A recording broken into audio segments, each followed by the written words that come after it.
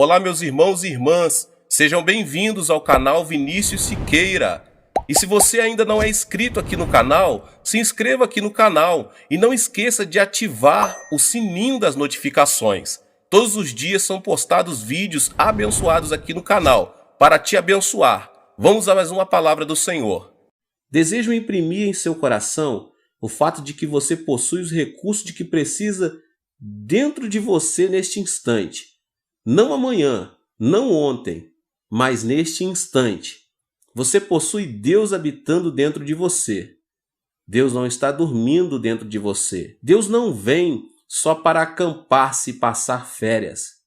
Deus está aí para operar a salvação. Ele jamais opera a não ser mediante sua visão, sua fé. Você é o canal. Você pode dizer: ó Deus, por favor, opere misteriosamente no universo e faze todas as coisas. Deus responderá: não, estou habitando em você. Jamais me apresentei ao mundo com poder, a não ser que me manifeste através de sua vida. Você é o canal. Você tem a responsabilidade. Se não desenvolver sua maneira de crer, a fim de cooperar com Deus, ele será limitado. Deus é tão grande quanto você lhe permitir que ele o seja. Ele também é tão pequeno quanto você o obrigar a ser. Quando os pecadores vêm a Jesus, quebrados e infelizes, primeiramente lhes ensino que Deus habita em seu interior e que possui todo recurso em Jesus Cristo. Então procuro reeducá-los para que desenvolva seu coração a fim de cooperar com Deus. Todos, sem exceção, partem com nova fé e levam uma vida milagrosa e vitoriosa. Como é que este povo, se todos fossem realmente pobres e cheios de fracasso, pôde dar mais de 20 milhões de dólares à sua igreja de 1969 a 1977? Todos os anos damos cabos de nossos projetos, que geralmente custam de 1,5 milhão a 2 milhões de dólares. Estes membros podem dar porque foram enriquecidos e são sucesso tremendos porque sabem como obter a fonte de recurso. Mas primeiro devem ser limpos dos pecados da carne. A maioria das pessoas lutam com 4 pecados da carne. Pecados estes que devem ser vencidos antes que o cristão possa operar ativamente com Deus. Se não se livrarem destes pecados, seus canais serão tão entupidos que Deus não terá a oportunidade de fluir através deles. Descobri esses pecados durante os meus 20 anos de aconselhamento. Primeiro, as pessoas sofrem por causa do ódio. O primeiro pecado que examinaremos. Se conservar o ódio em seu coração, Deus jamais poderá fluir através de você. E esse ódio, esse espírito não perdoador, será o inimigo número 1 de sua fé. Cristo Jesus destaca esse fato em Mateus 6,14 e 15. Porque se perdoardes aos homens as suas ofensas, também vosso Pai Celeste vos perdoará.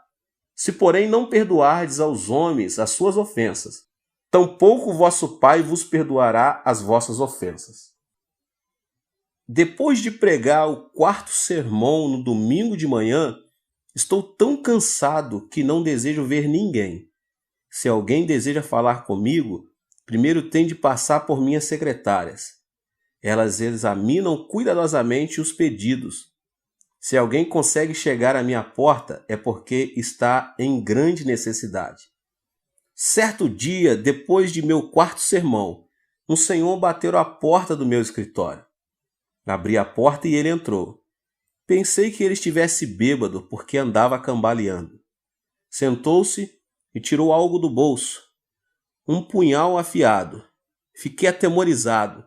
Pensei: como é que as secretárias deixaram-no entrar aqui? Ele carregava um punhal e assim mesmo o deixaram entrar. Eu estava realmente assustado. E quando ele empunhou a arma, preparei para defender-me, dizendo: Não use essa faca. Diga-me por que veio aqui, respondeu ele. Senhor, vou cometer suicídio, mas primeiro vou matar minha esposa, meu sogro, minha sogra e todos os que se encontram ao meu redor. Um amigo meu aconselhou-me a vir a assistir um dos seus cultos antes de fazer todas estas coisas. Vim e assisti ao quarto culto. Escutei com atenção, mas não pude entender nenhuma de suas palavras. Não pude entender seu sotaque e não consegui compreender nada do que o Senhor disse. De modo que depois de ouvir o que o Senhor tem a dizer, vou sair para realizar todos os meus planos. Estou morrendo. Tenho tuberculose e tenho excesso de tosses o tempo todo. Estou morrendo. Acalme-se, disse-lhe. Sente-se aqui e conte-me sua história. Bem, respondeu ele, durante a última etapa da Guerra do Vietnã, eu servi como mecânico e era um motorista. Trabalhei em todas as linhas de frente, construindo trincheiras e estradas, arriscando a vida a fim de ganhar mais dinheiro. Enviava todo o dinheiro para minha mulher, e quando a guerra acabou, mal tinha o suficiente para sair do Vietnã. Mandei-lhe um telegrama de Hong Kong e esperava vê-la com as crianças no aeroporto de Seul. Mas ao chegar lá, não vi nem sombra deles. Pensei que talvez tivessem recebido meu telegrama, mas quando cheguei correndo em casa, descobri estranhos morando lá. Descobri que minha mulher tinha fugido com um jovem. Ela me havia deixado, levando todas as minhas economias. Morava em outra parte da cidade. Fui até lá e implorei-lhe que voltasse para mim. Ela se negou terminantemente. Fui ver meu sogro e minha sogra a fim de expor-lhes o caso. Deram-me $40 e me expulsaram de sua casa. Em menos de uma semana eu tinha um ódio ardente em meu coração e comecei a vomitar sangue. Agora a tuberculose acaba comigo rapidamente e não tenho esperança alguma. Vou destruí-los um por um. Então matarei a mim mesmo depois. Cavalheiro, disse-lhe eu, essa não é a maneira de fazer vingança. A melhor maneira de se vingar é encontrar um novo emprego, construir um lar mais lindo e melhor e mostrar a ele do que você é capaz. Desta maneira você realmente poderá vingar-se. Mas matá-los e depois matar a si mesmo não lhe trará satisfação alguma. Odeio-os, clamou ele. Enquanto os odiar, vai destruir-se, disse eu. O ódio destrói mais a pessoa que odeia do que aos outros. Por que você não experimenta Jesus? Perguntei. Quando Jesus entra em seu coração, todo o poder de Deus vem e habita em você. O poder de Deus fluirá através de você. Deus o tocará, o curará e restaurará a sua vida. Você poderá construir sua vida e isso seria vingança verdadeira contra seus inimigos. Enviei-o à montanha de oração, onde ele aceitou a Jesus Cristo como seu salvador pessoal. Contudo, ele não podia perdoar de todo a sua esposa.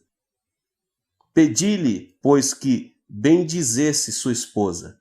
A melhor maneira de perdoar sua esposa é bendizê-la. Abençoe-lhe o espírito, alma, corpo e vida.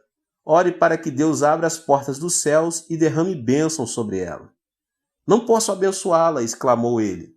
Não a amaldiçoarei, porém não a bendirei. Respondi, se não a abençoar, não será curado.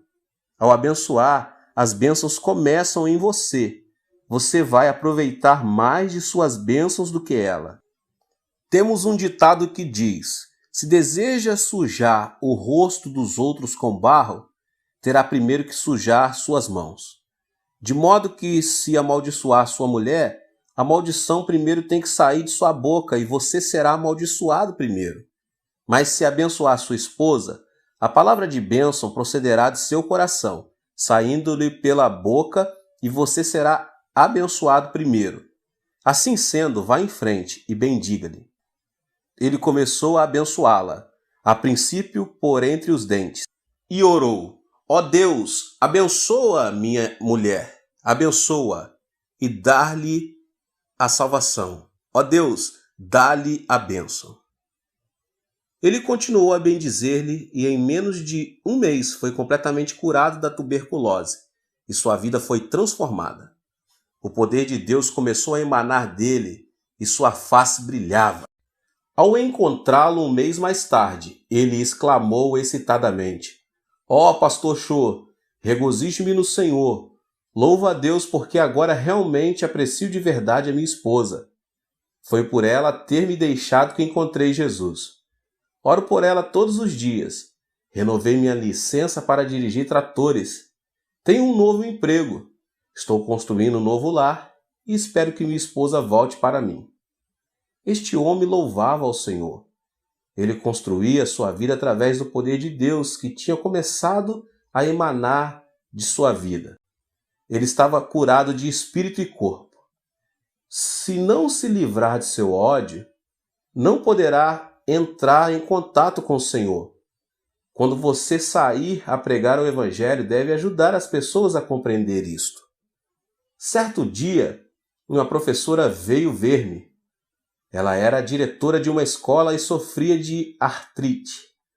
Tinha ido a todos os hospitais, mas não tinha sido curada. Impus as mãos sobre ela, orei e repreendi a doença. Gritei, fiz tudo o que podia, mas Deus não a tocou. Muitas pessoas tinham sido curadas na igreja, mas a despeito de tudo, ela não era curada. Afinal, comecei a desistir. Mas certo dia o Espírito Santo me disse: não grite, ore e repreenda. Não posso fluir através dela, porque ela odeia o ex-marido. Eu sabia que ela se tinha divorciado 10 anos antes. Então, enquanto ela estava sentada à minha frente, eu disse: irmã, por favor, divorcie-se do seu marido. Ela olhou para mim e disse: pastor, o que o senhor quer dizer com divorciar-se de meu marido? Nós estamos divorciados há mais de 10 anos. Não, estou, respondi-lhe. Oh, sim, insistiu ela. Sim, respondi, é claro que estão, legalmente. Mas mentalmente você nunca se divorciou dele. Você o amaldiçoa todas as manhãs. Todos os dias você o amaldiçoa e odeia. Em sua imaginação, nunca se divorciou do seu marido. Em sua mente ainda vive com ele. E esse ódio está lhe destruindo e secando-lhe os ossos. Por causa disto, sua artrite não tem cura. Médico algum pode curá-la. Retorquiu ela. Mas ele causou-me tanto prejuízo. Quando me casei com ele, ele nunca arrumou um emprego. Esbanjou todo o meu dinheiro, destruiu minha vida e depois foi viver com outra mulher. Como é que posso amá-lo? Respondi. Amá-lo ou não é problema seu. Mas se não o amar, morrerá de artrite. A artrite somente será curada pelo poder de Deus. O poder de Deus jamais cairá do céu como um meteoro a fim de tocá-la e curá-la. Não, continuei. Deus habita dentro de você. Ele vai emanar de seu interior e curá-la. Mas seu ódio impede o fluxo do poder de Deus. Por favor, comece a bendizer seu marido.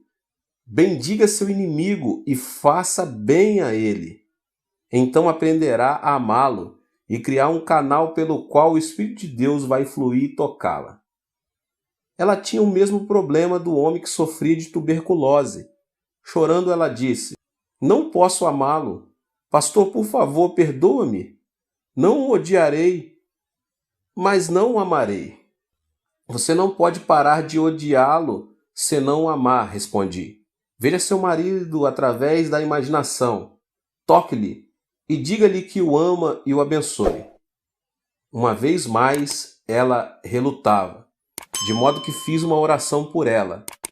Ela chorava mordendo os dentes, mas afinal começou a sentir amor por ele e, orando, pediu a Deus que o abençoasse, que o salvasse e que lhe desse todas as boas coisas. O poder de Deus começou a fluir através dela e ela foi tocada.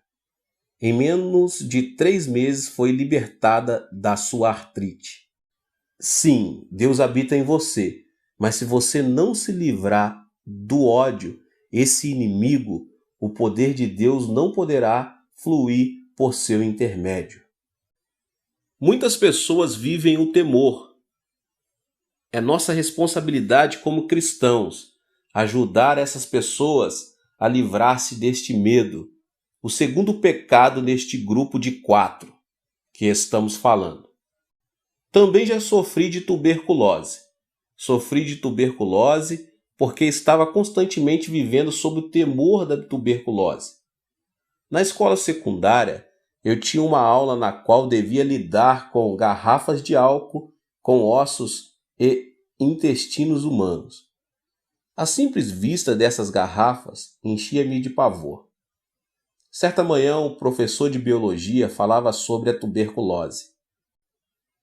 Naquela época não havia remédios miraculosos, e o professor disse que se contraísse tuberculose estaríamos perdidos, e nossos intestinos teriam a aparência do que estávamos naquelas garrafas, para o resto de nossa vida. Falou dos perigos da tuberculose e no final da aula disse: há pessoas que nascem com tendência para a tuberculose. Homens com ombros estreitos e pescoços compridos são mais propensos a contrair tuberculose. Todos os alunos começaram a esticar os pescoços e a medi-los como se fossem cegonhas. Olhando para os meus companheiros, vi que eu tinha o pescoço mais comprido de todos.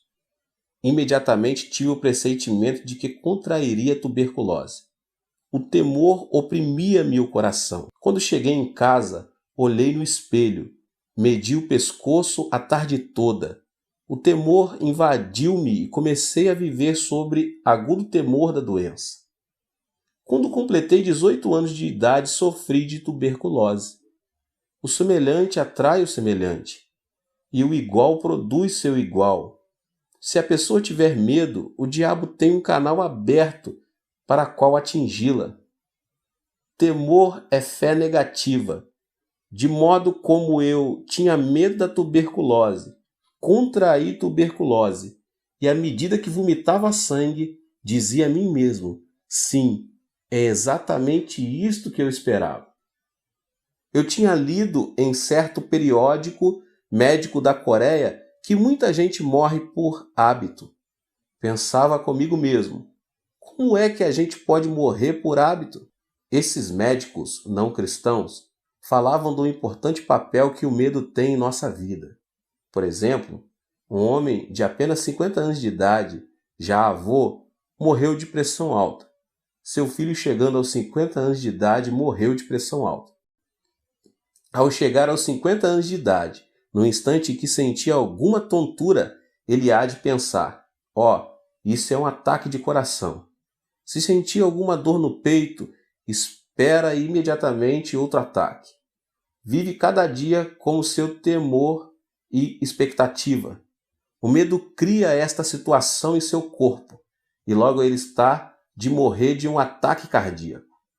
Muitas mulheres morrem por causa do medo do câncer. Certa mulher poderia dizer: bem, minha tia morreu de câncer, minha mãe morreu de câncer, de modo que com certeza também morrerei de câncer. Quando essa mulher chegar à mesma idade na qual sua tia e sua mãe faleceram, e sentir qualquer tipo de dor, poderá dizer: isto é o câncer. Certamente está chegando meu tempo. Ela há de esperar todos os dias, dizendo a si mesma que vai sofrer de câncer, e repetirá esse pensamento muitas vezes. É desta maneira que os médicos diziam que a pessoa morreria por hábito. Se a pessoa tiver um temor específico, então o poder da destruição começará a fluir. Em 1969, quando Deus me pediu que renunciasse ao pastorado de minha segunda igreja, eu tinha 10.000 membros batizados com uma assistência regular de 12.000. Eu vivia feliz, sentia-me bem satisfeito. Tinha uma linda casa, uma esposa maravilhosa, filhos, carro do último modelo e até chofer. Então eu disse: Deus, vou ficar nessa igreja até que os meus cabelos se tornem brancos. Mas certo dia, enquanto estava orando em meu escritório, o Espírito Santo veio e disse: Cho, seu tempo aqui terminou. Você deve preparar-se para mudar. Ó Senhor, disse eu, mudar-me? Já comecei uma igreja e esta é a segunda que começo e edifico. Desejas que eu vá abrir um terceiro trabalho? Por que deve ser sempre eu que dê início a novas obras? Estás escolhendo a pessoa errada. Dize a outro que vá. Assim comecei a discutir com o Senhor. Ninguém, entretanto, deve argumentar com Deus, porque ele sempre tem razão. Finalmente, Deus persuadiu-me dizendo: você deve ir e edificar uma igreja com espaço para 10.000 pessoas. Uma igreja que possa enviar pelo menos 500 missionários. Pai, repliquei, não posso fazer isso. Tenho pavor mortal de edificar uma igreja desse tamanho. Mas Deus disse, não. Disse-lhe que vá e você tem que ir. Consultei um construtor acerca dos custos. Disse-me ele por alto que eu ia precisar de pelo menos 2,5 milhões de dólares só para a igreja. Para o terreno precisava de outro 500 mil e para o terreno contíguo, a fim de construir o complexo de apartamentos, outros 2 milhões. Um total de não menos 5 milhões de dólares. Perguntou-me quanto dinheiro eu tinha. Disse-lhe que possuía 2.500 dólares. Ele olhou para mim espantado, sacudiu a cabeça e não disse nada. Então fui a uma reunião dos anciões da igreja e contei-lhes o plano. Certo ancião disse, pastor, quanto dinheiro o senhor vai conseguir nos Estados Unidos? Nenhum centavo, disse-lhe eu. Disseram, o senhor é um bom homem, um ministro genuíno, mas não é homem de negócios. Não é assim que se constrói uma igreja em um complexo de apartamentos. Então reuni meus 600 diáconos. Quando lhes contei o plano, começaram imediatamente a agir como coelhos assustados, como se eu fosse impor-lhes um tributo de sangue. Senti-me desnorteado. Estava cheio de medo. Fui ao Senhor. Senhor, ouviste todas as palavras dos anciões e diáconos. Estão todos de acordo, de modo que o Senhor tem de pensar sobre este assunto de novo. Então o Espírito Santo falou ao meu coração, filho, quando foi que lhe pedi que fosse falar aos anciões e com os diáconos? Então, eu não devia? Perguntei. O Espírito respondeu, mandei que você construísse uma igreja, não que a discutisse. Esta é a minha ordem. Levantei-me dizendo, sim, se esta é a tua ordem, cumpri-la-ei. Fui à prefeitura e comprei a crédito quase 2 hectares no campo mais caro, situados em frente ao edifício do Congresso, um dos lugares mais cobiçados de toda a Coreia.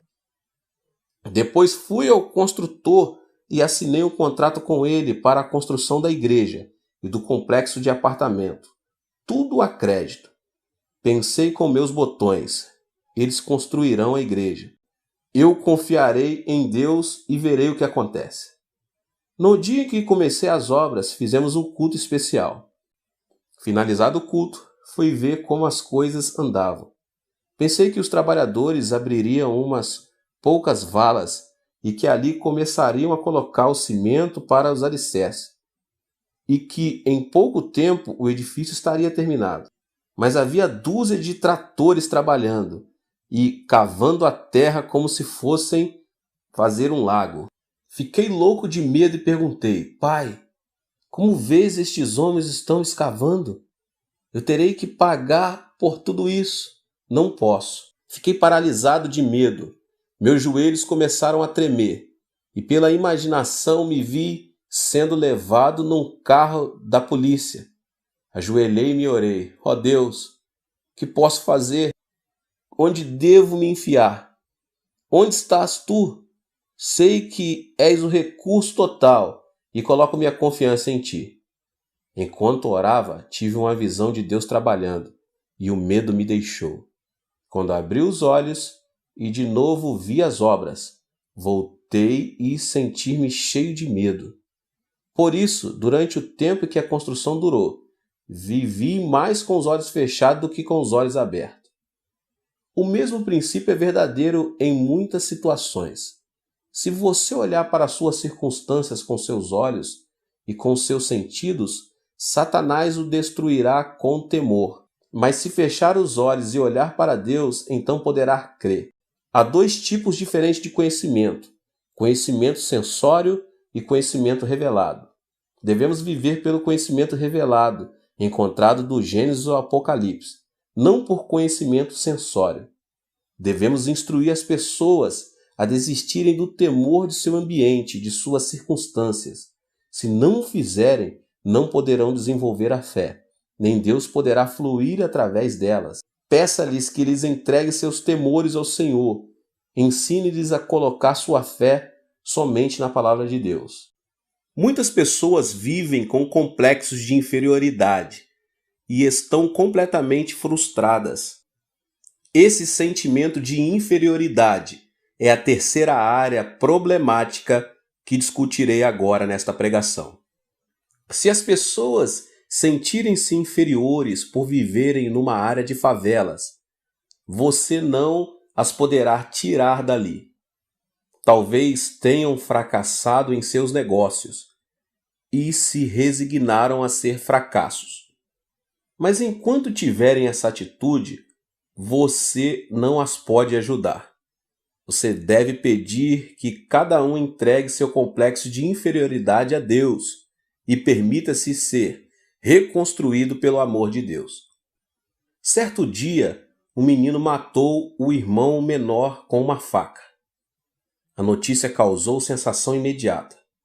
Os pais amavam o menino falecido com grande ardor. Louvavam-no constantemente na presença do seu irmão maior. O irmão maior começou a sentir-se desprezado e inferior.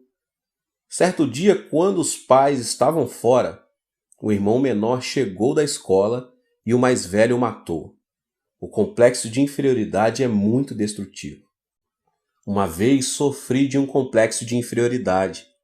Depois de lutar durante 2 anos em meu primeiro trabalho pioneiro, a igreja começou a crescer.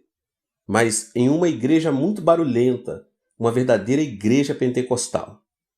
Muita gente recebia o batismo no Espírito Santo e muitos eram curados de diversas doenças. Certo dia, o executivo principal de nossa denominação mandou chamar-me. Nesta época, eles estavam em meio caminho entre os pentecostais mais ardorosos e os presbiterianos mais conservadores. Perguntaram-me: "Você realmente está orando pelos enfermos e fazendo com que as pessoas gritem e falem outras línguas em seus cultos?" "Sim", respondi. "Você é um fanático", asseveraram. "Não sou fanático. Faço tudo de acordo com o ensino bíblico", defendi-me. Depois de discutir este assunto, cassaram-me a licença ministerial, me mandaram embora. Fui expulso de minha própria denominação. Depois de algum tempo, o missionário John Huston veio e me levou de volta. Ao ser expulso, fui atingido por sentimentos de inferioridade. Esse complexo de inferioridade produziu em mim um sentimento de destruição. Foi-me difícil sair dessa situação. Na época em que os membros da comissão executiva me expulsaram, entretanto, não sabiam que certo dia eu seria superintendente-geral dessa mesma denominação. Esse foi um cargo que ocupei até recentemente. Quando fui eleito para esse cargo, tínhamos somente 2.000 membros. Aplicando as leis da fé e ensinando aos pastores, tive um rápido crescimento. Quando pedi demissão do cargo, as estatísticas revelaram que a denominação contava com um total de 30 igrejas e com mais de 200.000 membros. Devemos lidar com os que se sentem capazes de vencer na vida. Devemos tirá-los de sua depressão e pessimismo, edificá-los no amor de Jesus Cristo e dar-lhes fé, dizendo-lhes que nada é impossível ao que crê. Devemos curá-los e treiná-los. Logo eles se desfarão de seu sentimento de inferioridade. Certo domingo de manhã, enquanto pregava no segundo culto, vi um homem que eu sabia estar mentalmente doente. Ele foi trazido com os pés e mãos amarrados. Nesse dia, estávamos fazendo compromisso para terminarmos com êxito a quinta etapa da construção. Muitas pessoas estavam preenchendo cartões de compromisso. Quando esse homem recebeu um cartão, ele o preencheu com a quantia de $100. Sua esposa riu quando os diáconos passaram para recolher as ofertas. Não acredite nele, disse ela. Ele está doido. Mas depois do culto, quando o fui ver, ele estava completamente curado pelo poder do Espírito Santo. Estava de novo em perfeito juízo, plenamente consciente do que fazia e dizia. Tinha sofrido de um profundo complexo de inferioridade. Explicou. Eu tinha uma fábrica de fertilizantes, mas fui à falência. Fiquei tão preocupado que perdi a razão. Então, levaram-me para um hospital psiquiátrico, onde recebi uma série de eletrochoques. Mas nunca me curaram. Mas enquanto eu estava sentado ali ouvindo as suas palavras, subitamente saí de meu estado mental e tive consciência da realidade. Perdi meus amigos, meu prestígio e meu crédito. Tenho uma montanha de dívidas. Não posso fazer nada. Não sou ninguém. Você é alguma coisa, disse-lhe eu. Você não é inferior. Você veio a Jesus e agora todo o poder de Cristo e todos os seus recursos residem em você. Você é um homem de Deus. Levante-se vitoriosamente. Você tem dentro de si todo o poder e todos os recursos de Deus à espera de serem liberados. Que tipo de trabalho posso fazer? Perguntou-me. Não sei, respondi. Mas continue a ler a Bíblia e a orar. Certo dia ele voltou cheio de entusiasmo. Pastor, li o versículo da Bíblia que diz sermos o sal da terra e a luz do mundo. Que lhe parece eu entrar no negócio de vender sal a varejo? Se você acredita nisso, vá em frente, disse eu. Faça-o. Ele se foi e começou a vender sal em pequena escala. Pagou seus dízimos, pagou a promessa que tinha feito e regozijava-se muito no Senhor. Deus começou a abençoá-lo e seu negócio de vender sal prosperou muito. Com o passar do tempo, ele construiu um grande armazém à beira do rio, onde colocou um capital de $500 em sal. Mas certa noite de verão chovia torrencialmente e pela manhã, quando me levantei, a área toda estava inundada. O armazém dele estava inundado. Fiquei apreensivo. Nesta tarde, depois da parada da chuva, corri à casa dele. Outros artigos e materiais podem ser recuperados depois de uma inundação. Mas o sal é o muito amigo da água. Ao entrar no seu armazém, vi que todo o sal tinha desaparecido. O homem, agora ancião de minha igreja, estava sentado no meio do depósito, cantando e louvando a Deus. Entrei sem saber se ele estava em perfeito juízo ou não. Cheguei-me a ele e perguntei, você está bem ou está louco? Pastor, estou perfeitamente bem, sorriu ele. Não estou louco. Não se preocupe. Perdi tudo. Deus o levou. Mas como o Senhor sempre me tem dito, os recursos todos estão dentro de mim. A água pode lavar meu sal, mas não pode desfazer os recursos da presença de Deus que habita em mim. Posso fazer brotar esses recursos novamente através da fé e da oração. Espere só. Dê-me um tempo. Levantarei meus negócios de novo. Já não sofria de nenhum complexo de inferioridade. Estava cheio de confiança. Hoje, ele é um multimilionário e continua a vender sal. Também começou a fábrica de relógios e tem sua fábrica própria. Ele já me acompanhou a Los Angeles, a Vancouver e a Nova York. Recentemente fez uma viagem à Europa. Este homem é somente um exemplo de como podemos ajudar as pessoas a se livrarem de seus sentimentos de inferioridade, dando ênfase a todos os recursos de Deus que lhes estão à disposição. Muitas pessoas também sofrem de sentimentos de culpa. Este é o quarto problema que deve ser vencido antes que o cristão possa trabalhar ativamente com Deus. Pois enquanto a pessoa sofrer de culpa, Deus jamais poderá fluir através dela. Precisamos ajudar as pessoas a se livrarem de seus sentimentos de culpa. Precisamos fazê-las compreender que quando se sentem indignas e cheias de culpa, simplesmente poderão vir ao Senhor e Ele as limpará. Certo dia eu estava em meu escritório, quando entrou um lindo casal. O homem era uma pessoa muito elegante e sua esposa uma senhora adorável. Embora essa adorável senhora tivesse mais ou menos 30 anos de idade, parecia velha, emaciada e quase nem podia abrir os olhos. O marido disse: "Pastor, minha mulher está morrendo. Já tentei tudo, psicologia, psiquiatria e todos os remédios imagináveis. Sou rico, já gastei milhares e milhares de dólares com ela. Mas os médicos não puderam fazer nada. Agora desenganaram-na. Ouvi dizer que o Senhor realmente tem ajudado muita gente e que muitos foram curados por seu ministério." Disse-lhe que tudo isso era verdade e olhei para ela procurando o discernimento e a sabedoria de que ela precisava nessa situação. Orei silenciosamente. "Senhor, ela veio até aqui. Agora o que faço?"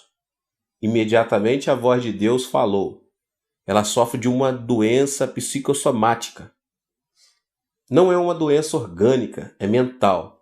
Pedi que o marido saísse do escritório e, voltando-me para a mulher, disse: "A senhora deseja viver? É preciso que viva por causa de seu marido, pelo menos. Se a senhora tivesse de morrer, já devia tê-lo feito, pois agora tem 3 filhos. Se morrer agora, deixando os filhos para o seu marido cuidar, realmente atrapalhará a vida dele. Portanto, de uma maneira ou de outra é preciso que a senhora viva para o seu marido e seus filhos." "Gostaria de viver", disse-me ela. "Então posso ajudá-la, mas somente com uma condição.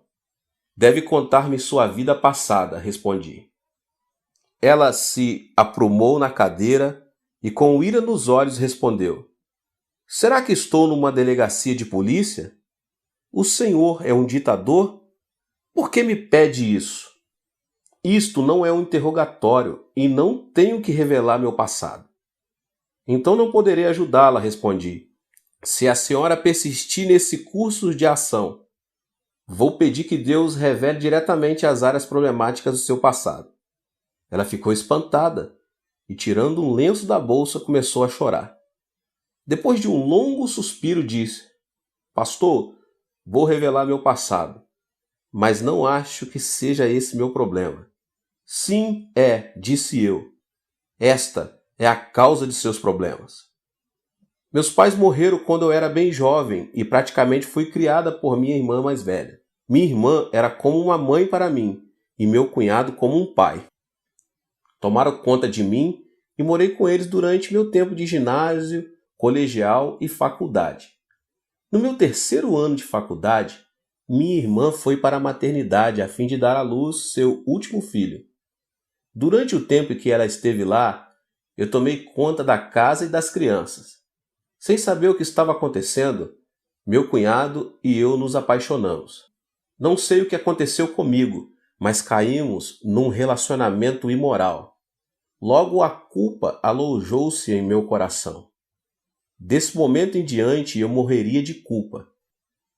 Mas meu cunhado continuava a telefonar-me de seu escritório e constantemente nos encontrávamos em motéis, hotéis e estações de água.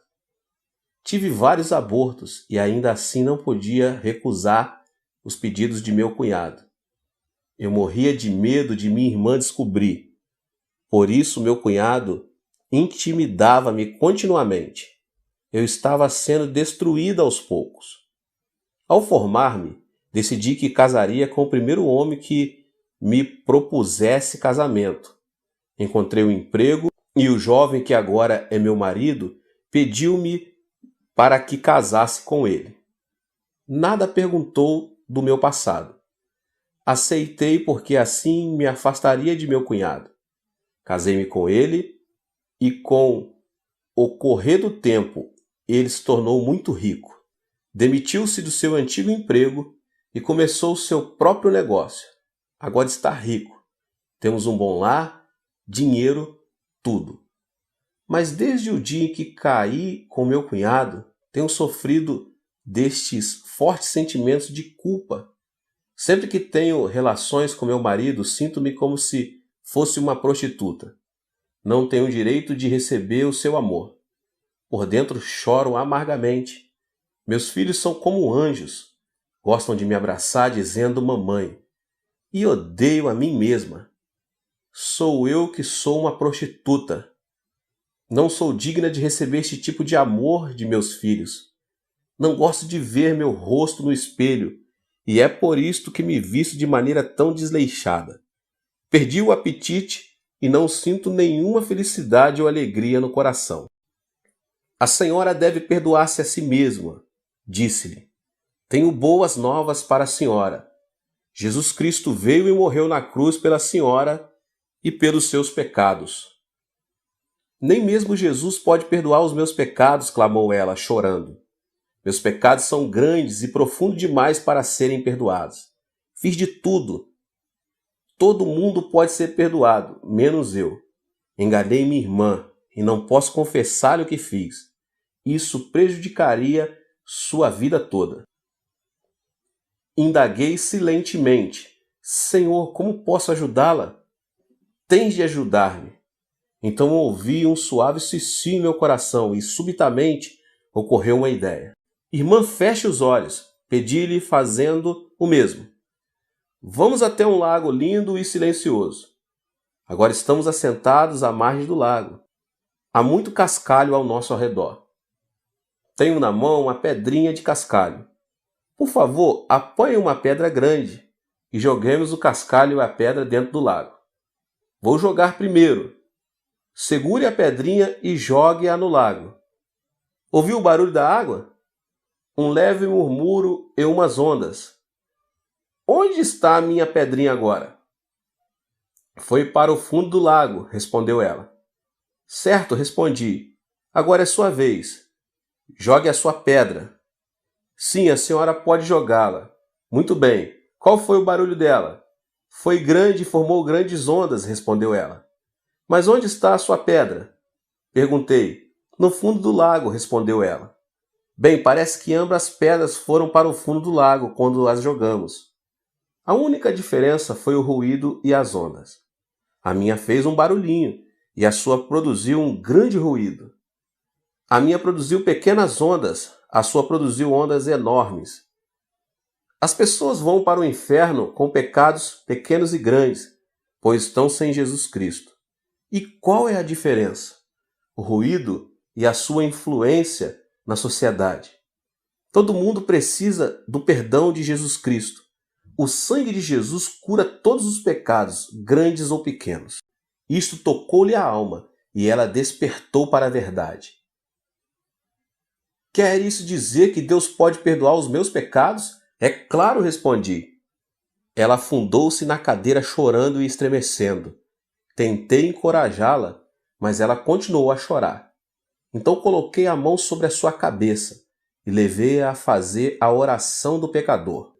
Depois da oração, quando ela levantou o rosto, vi seus olhos brilhando como estrelas. De sua face começou a irradiar glória. Ela levantou-se exclamando, Pastor, estou salva. Todos os meus fardos foram desfeitos. Comecei a cantar e ela a dançar. Até este momento ela nunca tinha dançado de alegria perante o Senhor, mas neste dia ela pulava e dançava fazendo barulho que o marido escutou e correu para ver o que se passava em meu escritório. Ao vê-lo, ela correu para ele e abraçou com força. Ela nunca tinha feito isso antes e seu marido estava assombrado. Perguntou, O que o Senhor fez com ela? Deus realizou um milagre, respondi alegremente. E voltando-me para a esposa, disse: deve entregar todo o seu coração ao Senhor. Ele fez grandes coisas por você. Em breve, ela tinha livrado totalmente o seu sentimento de culpa. O poder de Deus emanou do seu interior e ela foi curada por completo. Esse casal agora é de minha igreja e sempre que olho para o rosto dessa senhora, não posso deixar de pensar no amor de Jesus Cristo. Agora ela não tem doença alguma, foi completamente curada. Ao soltar seu sentimento de culpa, o poder de Deus pôde fluir. Irmãos e irmãs, em Cristo, neste instante, vocês têm todo o poder de Deus dentro de vocês. Podem recorrer a esse poder por seus gastos, suas roupas, seus livros, sua saúde, seu negócio, finanças, estudos e tudo. Quando saírem para pregar o Evangelho, não estarão pregando um objetivo vago, uma teoria, uma filosofia ou uma religião humana. Na verdade, estarão ensinando as pessoas a destapar o manancial inesgotável dos recursos morais e espirituais. Estarão dando Jesus para as pessoas e, por meio de Jesus, Deus vem e habita em seus corações. Deus te abençoe. Nos vemos nos próximos vídeos. Tem muita coisa boa por vir, tá bom? Ative o sininho das notificações e compartilhe com as pessoas que você mais ama. Deus te abençoe. Amém.